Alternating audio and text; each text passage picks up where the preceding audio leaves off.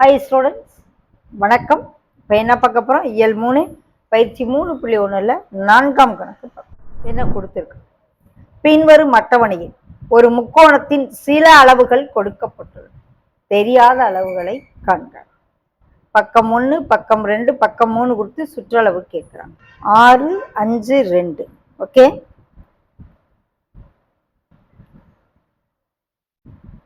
So சுற்றளவுனா என்ன செய்வோம்? 3 பக்கத்தினுடைய அளவையும் கூட்டி போடும்.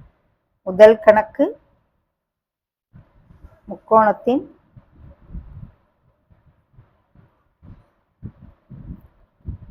சுற்றளவு. இது சாதாரண முக்கோணம்.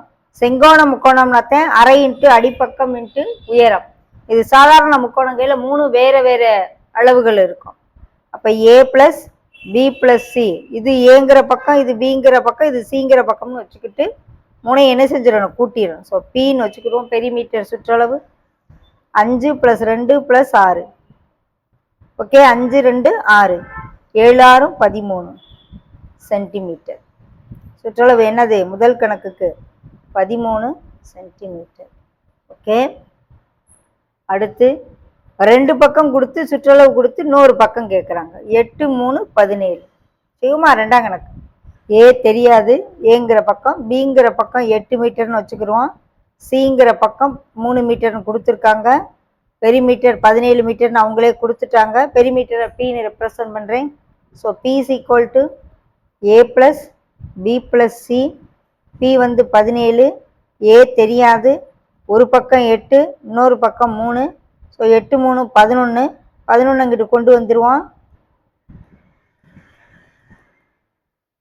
11 17ல் 11 போச்சுன்னா 6. ஸோ இன்னொரு பக்கம் 6 மீட்டர். ஓகே, இந்த முதல் பக்கம் இங்கே 6 மீட்டர். 6 8 14, 14 3 17 சுற்றளவு வந்து. ஸோ அடுத்தது ஏ பி தெரியலை, சி கொடுத்துருக்காங்க. சுற்றளவு 28. 11 9 28. ஏ 11 அடி,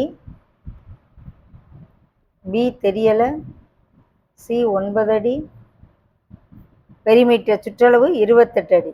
okay, so P is equal to perimeter சுற்றளவு இஸ் ஈக்குவல் டு முக்கோணத்தின் சுற்றளவு is equal to A plus B plus C. 28 is equal to A 11, B தெரியாது, C 9. 11 9 20. So 28 is equal to 20 plus பினா B is equal to 28 - 20 = 8 அடி. Okay.